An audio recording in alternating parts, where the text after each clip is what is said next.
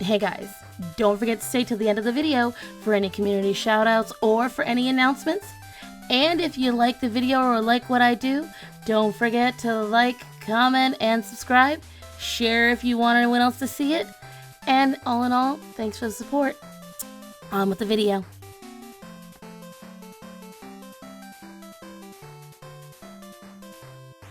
If you're a medical professional or human being who thinks that obesity is a disease, then you're going to want to watch this video. Now, I usually don't use the word obese in my vocabulary because I don't like it and I don't align with it, but I'm going to use it just for the sake of this person's comment. So first off, let's start with the definition of disease.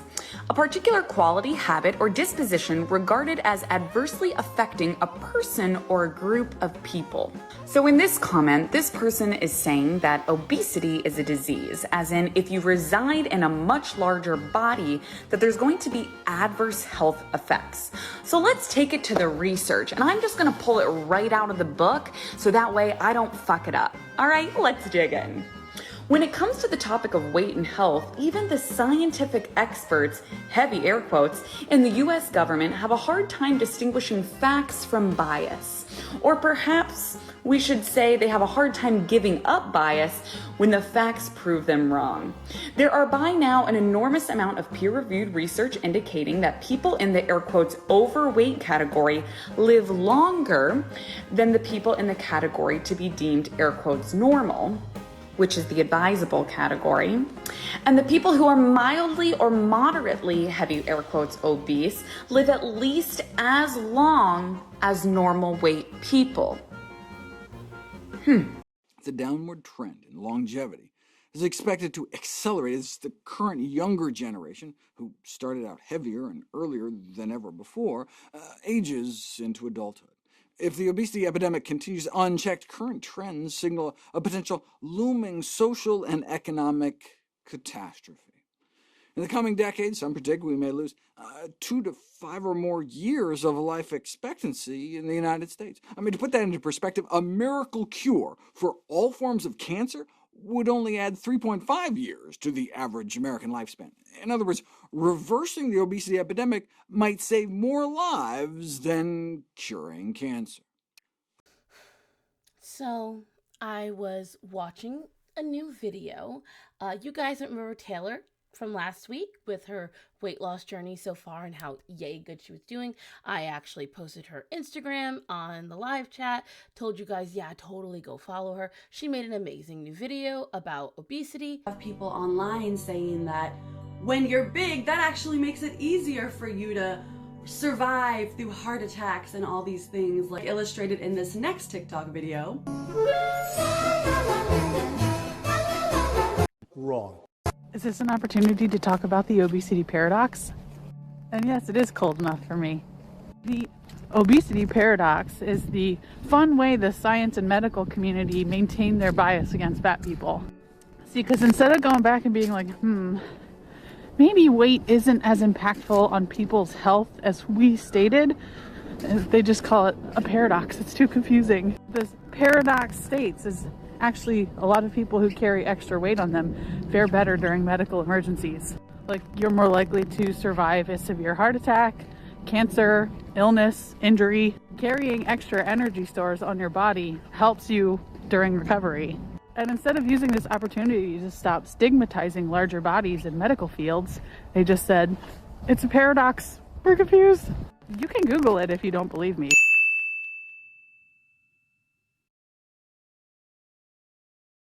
This is highly researched. And just more proof that BMI is trash. However, even if it's true that if you are overweight, you are more likely to survive a heart attack, you are also more likely to get a heart attack if you are incredibly overweight. Should definitely go watch. Link is going to be in the description. And while I was watching it, she showed this. And I was intrigued, to say the least. I was intrigued. I was like, oh, the obesity paradox. That sounds slightly scientific. It sounds kind of cool. All right, I'll bite. Let's go see what this is. So I looked up what the obesity paradox was. And the obesity paradox was they had found out that folks that had extra weight tended to fight off diseases better. They tended to survive heart attacks specifically better. Except obesity causes heart attacks. And then I got into, again, we're going to refer to my last video. You guys all remember the lovely realistic recovery. You remember her? Oh, gosh, yeah. I remember how she said this.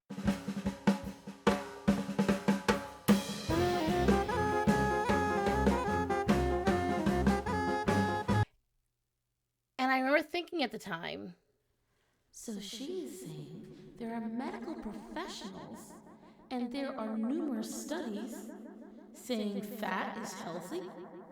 Gosh, I wonder where she got these things from. Did she make it up? And when I started wondering that, I realized she must have heard about this obesity paradox as well. She must have stumbled upon this. So that's when I started looking it up. The obesity paradox was studied, and it was revolutionary in 2013, okay? So that's when it came out. Roughly a year after the BOPO movement by the lovely Tess Holliday started, okay? Evidence of being overweight increases your risk for debilitating diseases like diabetes is considered indisputable. But surprisingly, there's controversy surrounding body weight and overall mortality. In 2013, CDC scientists published a meta-analysis in the Journal of the American Medical Association suggesting being overweight was actually advantageous. Yes, grade 2 or 3 obesity, like being average height, 5'6", and weighing about 215 plus pounds, was associated with living a shorter life. But grade 1 obesity, between about 185 to 215 pounds at that height, was not, and just being overweight, 155 to 185 pounds, appeared to be protective compared to those who were normal weight, 115 to 155. The overweight individuals, BMI 25 to 30, appeared to live the longest. Headline writers were giddy, right? Being overweight can extend your life. Dreading your diet? Don't worry, plump people live longer. Extra pounds might mean lower chance of death. Not surprisingly, this study ignited a firestorm of controversy in the... And here's the thing, what it didn't take into account. One, quality of life. You might be fighting it off, but you might look like shit, feel like shit, and live like shit in the process. It didn't take into account any illnesses caused by weight loss.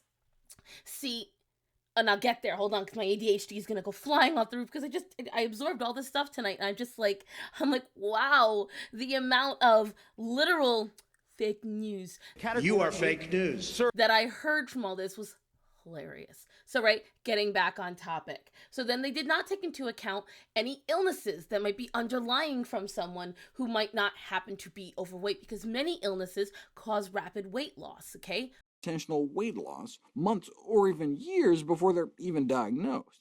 It's normal to be overweight in this country, right? So people who are abnormally thin, in other words, ideal weight, could actually be taking care of themselves, right? But maybe heavy smokers, elderly and frail, or seriously ill with weight loss from their disease.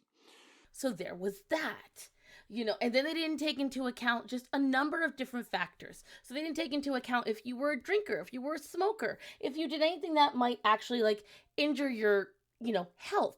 Because the thing is, overweight people tend to be less active. More active people tend to put themselves regrettably in dangerous situations. They didn't take any of this into account when they made the obesity paradox. So there were 2 separate studies that were notated in the 5 different videos that I watched upon it. And I'm going to link all 5 of those videos below because all of them are fantastic. All of them are 4+ years old, okay? So these TikTok girls have more than enough time to research this. It took me all of 10 minutes of Googling and YouTube searching to find it, which I think is just the most hilarious part of all, especially when you consider that Little Miss Realistic Recovery loves to sit there and say, I don't have to explain this to you. Google exists. Do you not have Google? Is this a genuine comment on my page? These are the people that disagree with me? Want to read? Not the brightest bulb, are we? That's okay. Yes, it does. You don't use it. Because here's what I will tell you, sweetness. Okay? One study was of 10 million individuals. To put the obesity paradox issue to the test once and for all, the Global BMI Mortality Collaboration was formed, reviewing data for more than 10 million people from hundreds of studies in dozens of countries, the largest evaluation of BMI mortality in history.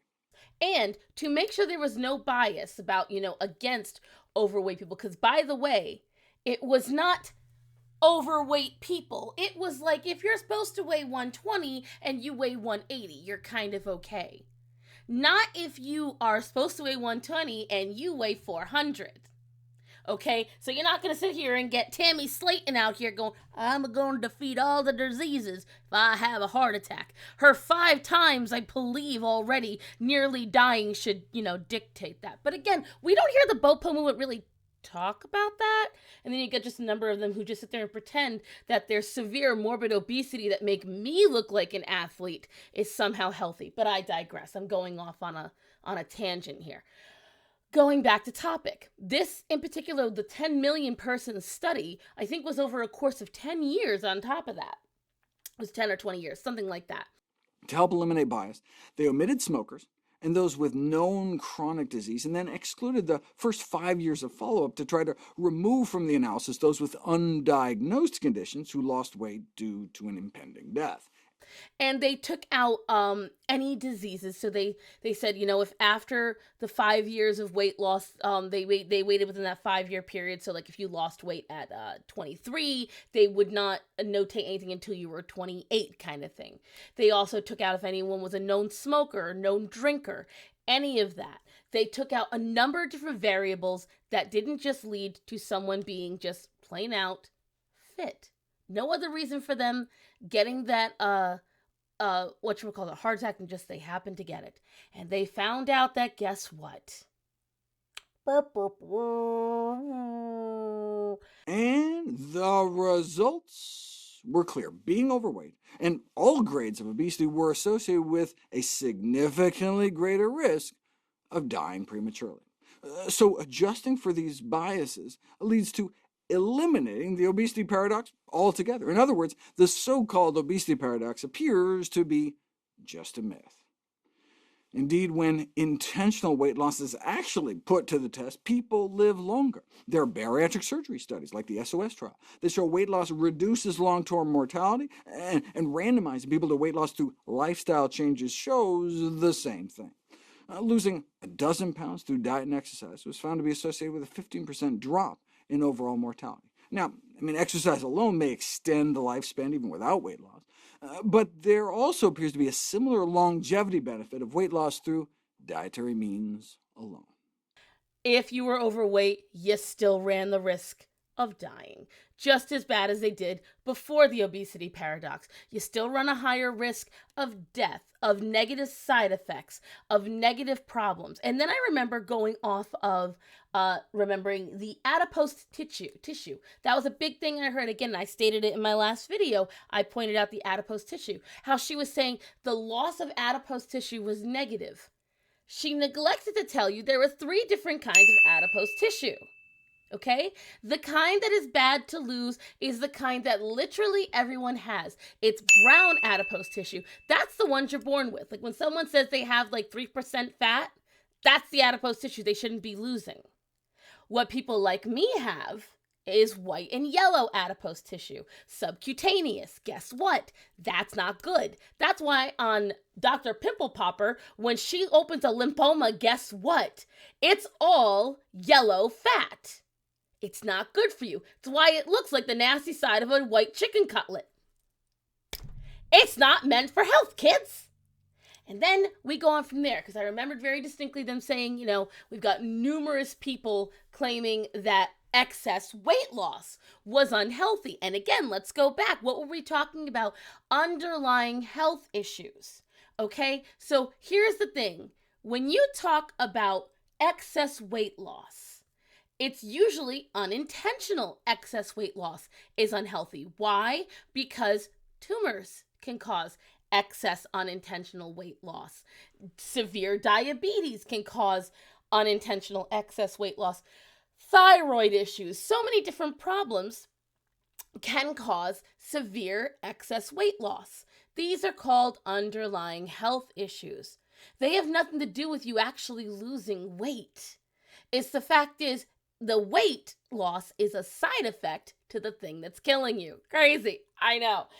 And you notice a lot of these BOPO girls, they'll skim off. They'll just hear excess weight loss is a dangerous side effect. That's all I needed to hear. Excess weight loss is bad. They don't stick around for the deadly disease part. And so whenever I hear it now, again, I listened and I heard this and it was crazy.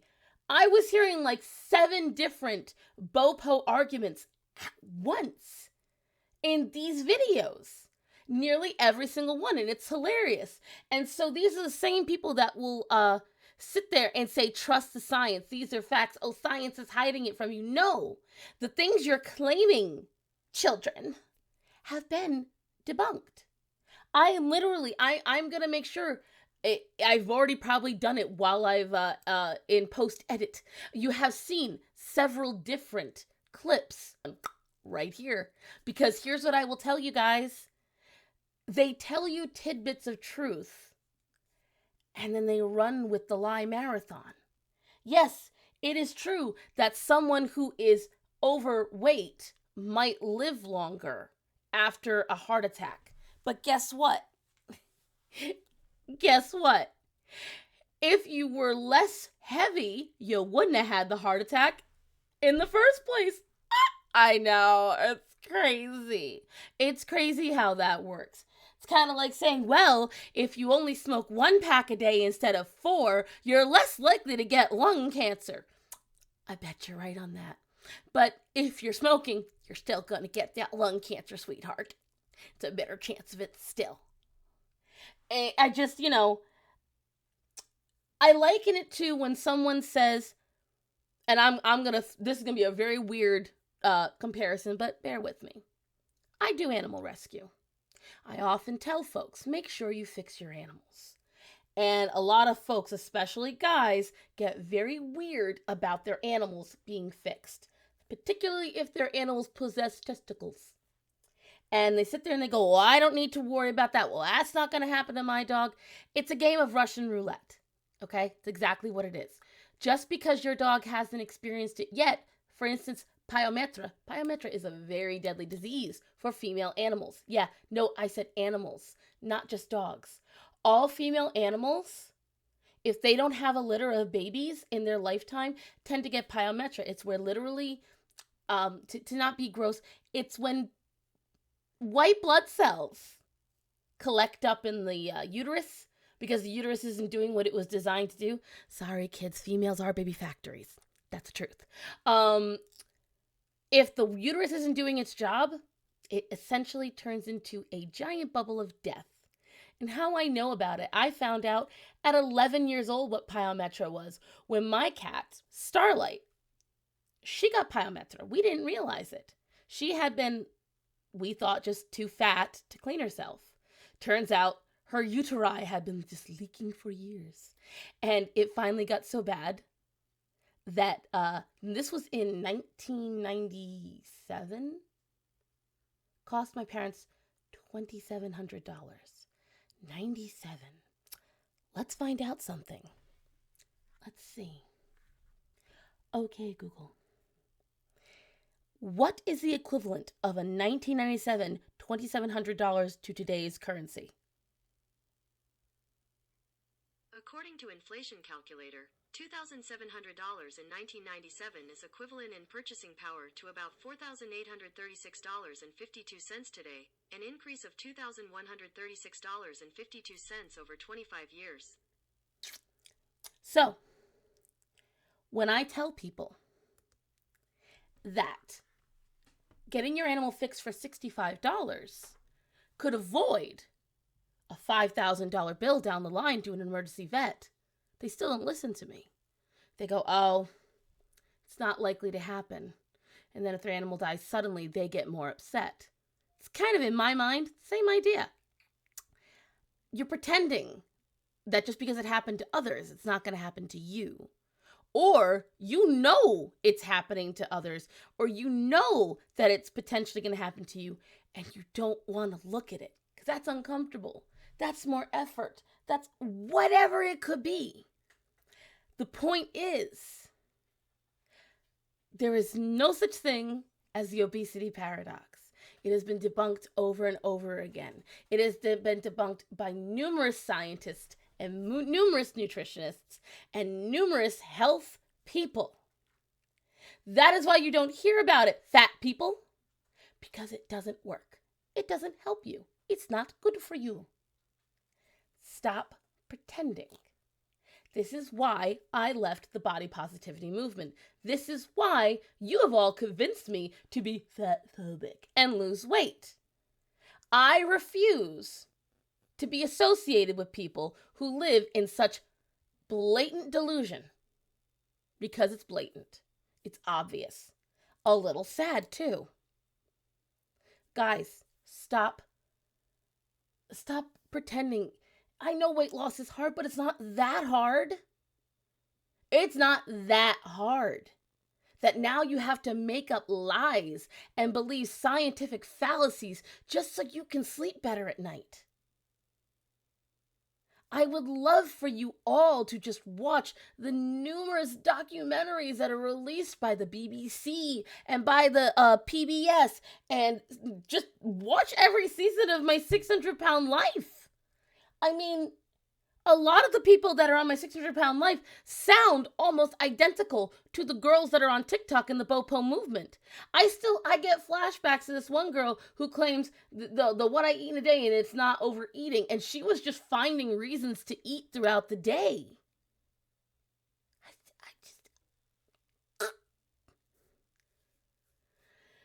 You guys have to stop tricking yourselves. You are going to kill yourselves.